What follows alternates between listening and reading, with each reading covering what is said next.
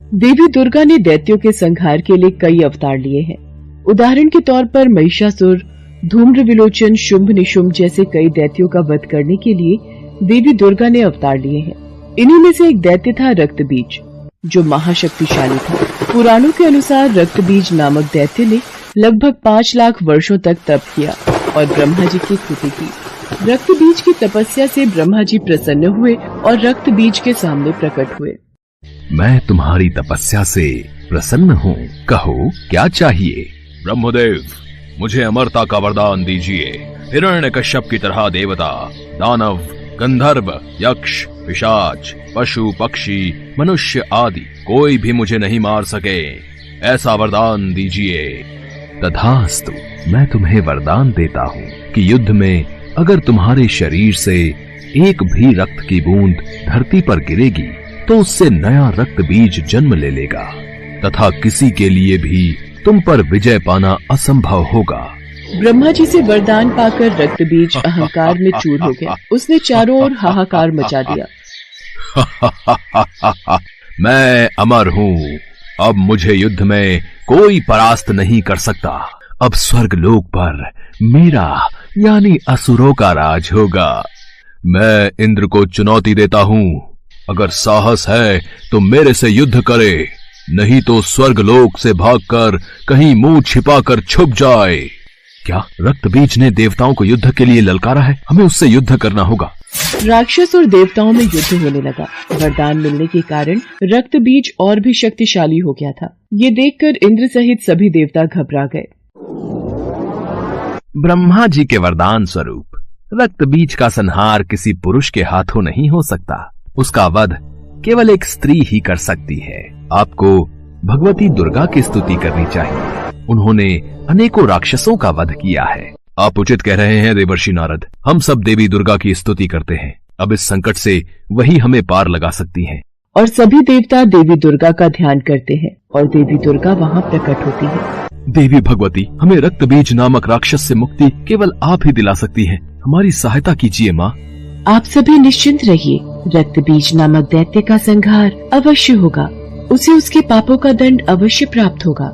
देवताओं को आश्वासन देकर माँ दुर्गा ने रक्तबीज को युद्ध के लिए ललकारा। तू एक साधारण अबला स्त्री मुझे युद्ध के लिए ललकार रही है।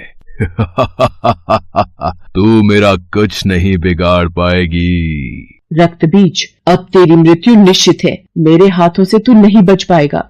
अच्छा, तू मेरा वध करेगी? देखता हूँ ये कैसे संभव होता है। माँ दुर्गा और रक्तबीज के बीच युद्ध प्रारंभ हो जाता है। माँ दुर्गा के वार से रक्तबीज घायल होता तो रक्त की बूंद धरती पर गिरने से ढेरों रक्तबीज पैदा हो जाते। एक रक्तबीज मरता तो दूसरा सामने आ जाता। माँ दुर्गा उसके अंग काटती तो धरती पर रक्त की बूंदें गिरकर फिर से रक्तबीज सामने आ जाता। ये सब क्या हो रहा है? ये रक्तबीज मारा क्यों नहीं जा रहा? नारायण नारायण। माते, रक्तबीज का वध करने के लिए रक्तबीज के रक्त को पीना होगा ताकि वो धरती पर ना गिरे। ब्रह्मा जी के वरदान के अनुसार रक्तबीज का रक्त पृथ्वी पर गिरते ही अनेकों रक्तबीज पैदा हो जाएंगे। इसका संहार करने के लिए ऐसा कुछ करना होगा ताकि रक्तबीज का रक्त पृथ्वी पर ना गिरे। अच्छा, तो ये बात है। देवर्षि नारद, इसके लिए मुझे चंडिका को बुलाना होगा। देवी पार्वती को माँ काली का रूप धरना होगा ताकि वो इस दानव का रक्त पान कर सके। तत्पश्चात मैं इस राक्षस का संहार करूंगी। इसके लिए तो देवताओं को देवी पार्वती से विनती करनी होगी कि वो माँ काली का अवतार लेकर इस दानव का विनाश करें। सभी देवता माँ पार्वती का आह्वान करने लगे। देवी पार्वती देवताओं के समक्ष प्रकट हुई। देवी पार्वती, आपको काली रूप धरना होगा ताकि जब भी मैं इस राक्षस पर प्रहार करूं, आप इसका रक्त खप्पर में लेकर रक्तपान करो। आप चिंता मत करो देवी दुर्गा, मैं इस दानव के रक्त की एक बूंद भी धरती पर नहीं गिरने दूंगी। देखते ही देखते माँ पार्वती ने काली का रूप धर लिया, जिन्हें देख दानव तो क्या देवता भी थर थर कांपने लगे और उनके समक्ष हाथ जोड़े खड़े रहे। माँ काली ने दैत्यों का गिरता रक्त पीना शुरू कर दिया। इससे नया दैत्य उत्पन्न नहीं हो रहा था। माँ काली ने अपना मुंह विकराल कर लिया। उन्होंने कई राक्षसों को निगल लिया। माँ काली का क्रोध बढ़ता ही जा रहा था। सब दैत्य मारे जा चुके थे, केवल रक्तबीज का वध होना ही बाकी था। देवी दुर्गा की जय, देवी काली की जय। हे कालिके, रक्तबीज का वध तभी होगा जब इसके शरीर का सारा रक्त बाहर निकल जाएगा, आपको रक्त बीज के रक्त का रक्तपान करना होगा और ध्यान रहे कि रक्त बीज के रक्त की एक बूंद भी धरती पर न गिरने पाए। ऐसा ही होगा देवी दुर्गा। देवी दुर्गा और रक्त बीज में युद्ध होने लगता है। रक्त बीज देवी दुर्गा के प्रहार से बच रहा था। देवी दुर्गा ने रक्त बीज की भुजाओं पर वार किया। माँ काली ने रक्त को खप्पर में ले लिया और रक्तपान किया। देवी दुर्गा ने रक्त बीज के सिर को काटकर धड़ से अलग कर दिया और खप्पर में रख दिया। माँ काली ने सारा रक्त पी लिया। हे कालिके, आपकी मुंडमाला के लिए मैं रक्त बीज का ये मुंड आपको भेंट करती हूँ। मुझे रक्त चाहिए, मुझे दानवों के मुंड चाहिए, मुझे रक्त दो, मुझे दानवों के मुंड दो। हे शिवा, हे कालिके, रक्त बीज का वध हो चुका है, अपना क्रोध शांत करो देवी काली।